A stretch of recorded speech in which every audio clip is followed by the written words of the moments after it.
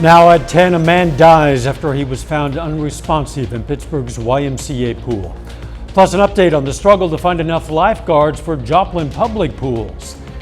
Also, Joplin community members come together to clean up the old Union Depot building, and what National Drive-In Movie Day means to a historic family-owned theater in Lamar. The four states' most watched news starts now. Tragedy today at the Pittsburgh YMCA. This is KOAM News at 10. I'm Dow Quick. Police say a man has died after he was found unresponsive in the YMCA pool before 8 a.m. Pittsburgh PD is not yet releasing the name of that victim. The Y says a lifeguard pulled the young man from the pool. YMCA personnel had already begun resuscitation efforts before first responders arrived. A crew rushed the patient to the hospital where he was pronounced dead. Authorities are investigating, but they say there is no indication of foul play. Pittsburgh YMCA sent a statement to its members today that said in part, quote, "Our entire Y family is deeply saddened by this situation. Our thoughts and prayers remain with this young man, his family and friends, as well as those who came to his aid." The statement from CEO Sarah Vaca goes on to say, quote, "Making sure all children and adults are safe in the pool is a top priority. We are conducting an internal review to learn the facts about what happened in this incident. We will use the findings of this review to ensure our water safety measures align with best-in-class practices in order to prevent an incident like this from happening again." Only one community pool will be open in Joplin despite the city owning 3. KOAM's Amber Jenkins spoke with Parks and Rec Director about summer plans for the community's pools. Schifferdecker Pool will be the only community pool open this summer in Joplin. However, the pool is only partially open due to a lifeguard shortage. 60 lifeguards are needed to fully open Schifferdecker Pool. Joplin currently has 29 and 34 in training. When that's all said and done, we'll have probably around 75 lifeguards total, because not all 34 will typically not pass that training. Training costs about $60. The city of Joplin says recruitment for lifeguards started back in February, paying under $11 an hour. Last month, City Council approved a wage increase, which did increase applicants, but is still not enough. Can't remember an exact date. A few weeks ago is when they approved the new pay plan, which significantly helped us recruit, because we now pay $13.65. The pool director says he understands the community's frustration. He reassures that during open swim, Schifferdecker Pool is open and the closed community pools aren't running up a bill. To operate the pool by a lifeguard standard, it's not by the number of people that come into your swimming pool. It's governed by the amount of water you have and the zones that you have to cover. So right now there is no cost to Ewert because we're not running our pumps. There's no water. Same thing for Cunningham Pool. There's no water in the pool. If there's any cost, it would be maybe utilities, but that's very minimal. The city of Joplin wants to remind the community that the city can only work with what they have. Every community isn't the same. People will compare other communities' pools, and you can't compare apples to apples. One pool, in particular, it only takes them 30 people to staff their pool. Reporting in Joplin, Amber Jenkins, KOAM News. City of Joplin is currently working on opening a splash pad in Ewert. Schifferdecker Pool will be closed this Saturday for a swim meet. We're going to want to get in the pool in some of the days ahead. Let's check in with Chief Meteorologist Doug Heddy. Yeah, temperatures are going to be up there like we have seen over the past couple days. Another hot one for us again today. Highs right around 90 degrees, 89 officially, 84 as our normal high record is 94, set back 3 years ago in 2020. We look pretty good out there right now. We had scattered showers, a few thunderstorms earlier today into the evening hours. We've lost the heating of the day. These storms are gone, and it looks like we're going to be pretty quiet as we go through the rest of the overnight hours. 71 Nevada, 75 in Neosho, 72 in Miami. Yates Center is sitting at 69. As we go through the night, we slide back into the 60s. Overnight low right around 62, but right back to 80 by 10 a.m. Plenty of sunshine, but thunderstorms back in the forecast tomorrow afternoon. We're going to look at that here in just a bit. See you soon. The Joplin Union Depot's doors were open to some residents today to clean up the interior of that historic building. KOAM's Yana Hautala talked with Downtown Joplin Alliance officials and volunteers clearing the space. Some area residents got the chance to step inside the historic Joplin Railroad Station as they volunteer with the Downtown Joplin Alliance Clean Team for a cleanup. The Union Depot has been around for more than 100 years, and with that comes a lot of history. You can't go just to any building and walk in and be standing in the same place as someone was standing 100 years ago. And, you know, as so many of these people in Joplin were leaving to go to Kansas City or wherever they left, you know, to go to war, it was out of this train station. And you don't get that with the new building that was built. And this is just, it's too amazing of a structure to let it go. Volunteer Sean Hull says this is an opportunity to finally see inside the depot while taking care of it. I've known about it. It's never been in operation during my lifetime, certainly not while I've lived here in Joplin. So, you know, we're hoping that this is a first step in bringing the depot back in some shape or fashion. He says cleaning up has not been as difficult as he thought. What you find in there is trash, food wrappers, Coke bottles, other types of bottles, cans, that sort of thing. You can tell people have camped out here and used the building to live in. Gibson says it is good to have the railroad station cleaned up before the State Historic Preservation Conference is coming in town. They're going to be making a stop here at the depot as one of the presentations to show off Joplin and its historic preservation efforts. In Joplin, Yana Hautala, KOAM News.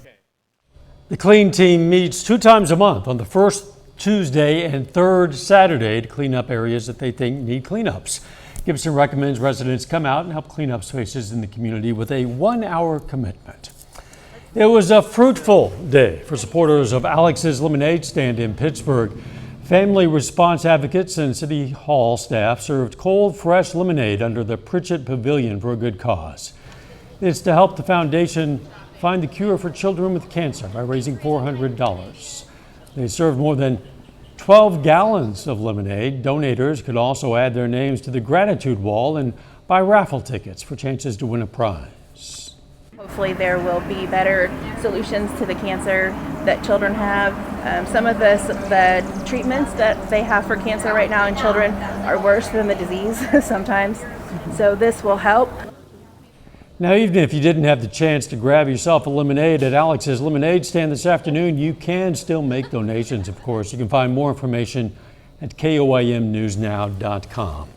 It's National Drive-In Movie Day, and the Barco Theater in Lamar is showing us just what that means to them. KOAM's Anthony Saviello has that story. So it's the outside. So was it electrical?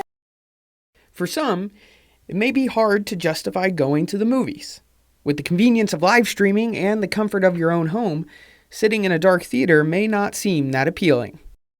But for the Barco Theater in Lamar and its manager Scott Kelly, the drive-in is never short on customers. It's pretty amazing. I mean, when you consider the size of the town and there's not very many drive-ins left. Every year the count dwindles. There's less than 300 apparently open now. In the United States. Scott got a job at the Plaza Theater in town as a teenager. He now manages the Plaza and the Barco Theaters. I met him at the Plaza, where he starts off the day tending to the needs of customers and employees. Yes, yeah. After the movie starts, it's time to head over to the drive-in and prep the evening feature. However, with less help than what he used to have. Yeah, it's been tough, but you know, he would want the show to go on, and we knew that from the get-go, so we really didn't miss hardly any showings because of that. Scott has dedicated his life to the movies, and so did his son. Unfortunately, his son Zachary gave everything he had. He started working for us at the theater when he was like 15, and loved working, you know, and taking care of the kids, you know, and different things. That he loved waiting on kids and different things. And he got real sick in December, and we lost him in 3 days. And so we just thought this way, you know, he loved the theaters, and we thought this would be a neat thing to memorialize him for that. And he loved, you know, waiting on customers, and he just loved doing it. Reporting in Lamar, I'm Anthony Saviello. The family is dedicating the 74th season of the Barco to the life of Zachary, a life dedicated to the love of music, movies, and the love of community. Coming up, the latest development in the case of the stolen Joplin Library statue and how an art show in Joplin could help focus attention on eating disorders. Tennessee man is sentenced for the murder of a teenager in Crawford County, Kansas. Brian Baker was accused of second-degree murder and possession of stolen property. He was sentenced to almost 14 years in prison for a homicide in Pittsburgh in October of 2021. The victim, 18-year-old Jace DeLitch of Pittsburgh. Authorities say she was found dead in an apartment after a caller said they found the door open and saw her on the floor. Brian Baker will serve 36 months probation after his sentence. A Joplin chiropractor is facing federal child pornography charges. According to the Department of Justice, Eric Hedman is charged with a single count of receiving and distributing child porn. Crime allegedly happened last year. A federal grand jury indicted him on May 24th. The indictment was unsealed today after Hedman was arrested and appeared in court. Joplin police arrest a man they say stole a statue from outside the public library. Larry Hart of Joplin is now charged with felony stealing in that case. He's accused of stealing a bronze statue of two small children reading a book. The JPD says that security camera video showed a man arriving outside the library, leaving and then returning. That's when they say the man cut the statue from its ground mount with a saw. The man loaded that statue onto a dolly and wheeled it away. Ozark Center Hope Spring in Joplin is focusing attention on eating disorders with an upcoming art show. It's called Reflections of Hunger. It showcases experiences of local individuals struggling with eating disorders and body image issues. Dr. Jenny Copeland with the Ozark Center is giving a preview of what viewers can expect. And understand from their perspective their individual stories. Each of their stories, each of their illnesses, and their recovery has been very different. And I think it's important for us to hear it in their own words instead of mine. The art show opens at 5:30 p.m. on June 29th and lasts until July 31st. It's free to everyone. A little later, Athlete of the Year honors for a pair of Pitt State track and field standouts. And do we have more thunderstorms in the forecast? What about the heat? We're going to look at that coming up.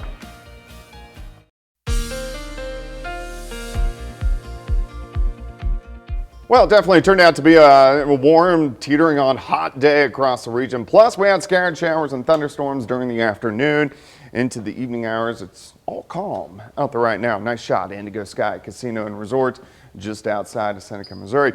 There is a lot of smoke out there. We have a lot of fires going on in Canada, and we have high pressure to our north, so northerly winds.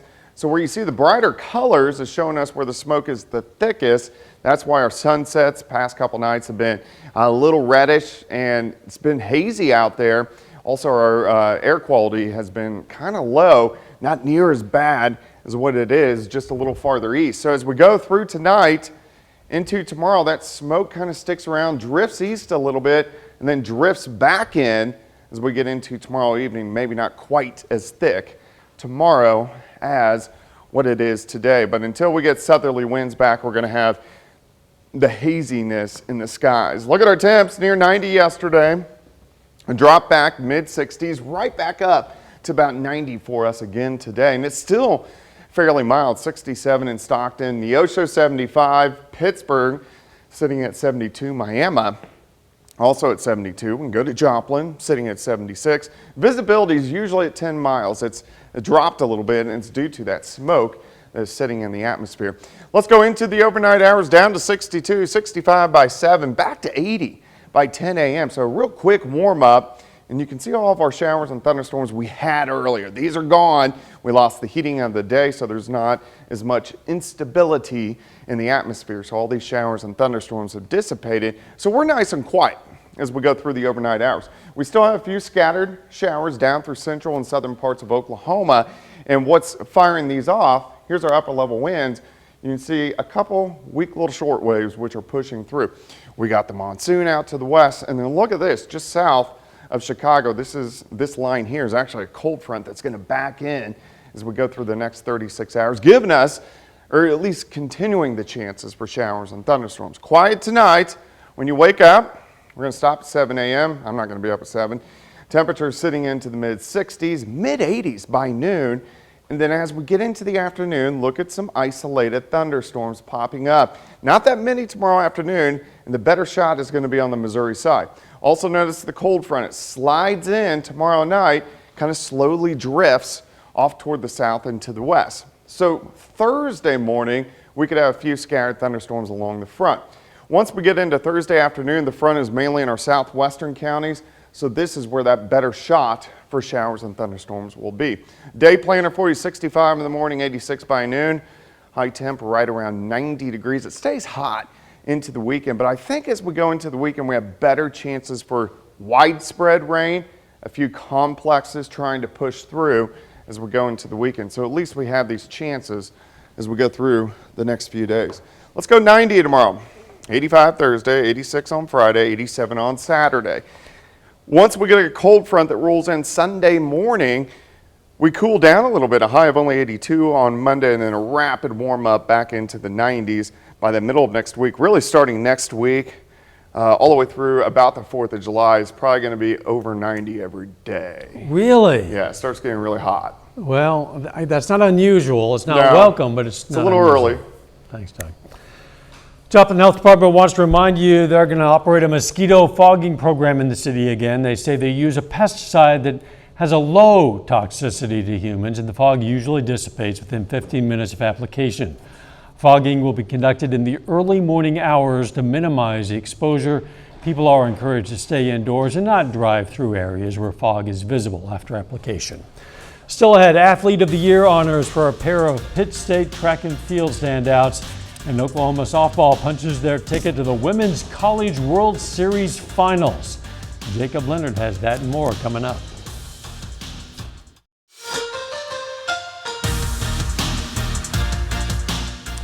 Well, Pittsburgh State Track and Field earns a few awards from the U.S. Track and Field and Cross Country Coaches Association. Gorillas head coach Kyle Rutledge has been named the Central Region Men's Track and Field Coach of the Year after leading PSU to a Division II Outdoor National Championship. Now, a couple of his athletes have earned individual honors. On the women's side, Pitt State's Anna Childress is the Central Region Field Athlete of the Year. She won the Division II Outdoor National title in triple jump, the mark of 43 feet 10.5 inches. It's a new Division II record. She also won triple jump at the MIAA Conference Championships. On the men's side, Pitt State's Cordell Tinch is the Central Region Men's Track and Field Athlete of the Year. At the Outdoor National Championships, he posted the best mark in collegiate history in the 110-meter hurdles, 12.87 seconds. Now, he obviously won the national title in that event, but he also won national championship, the high jump and long jump. And here's head coach Kyle Rutledge on his pair of standouts, earning big-time recognition.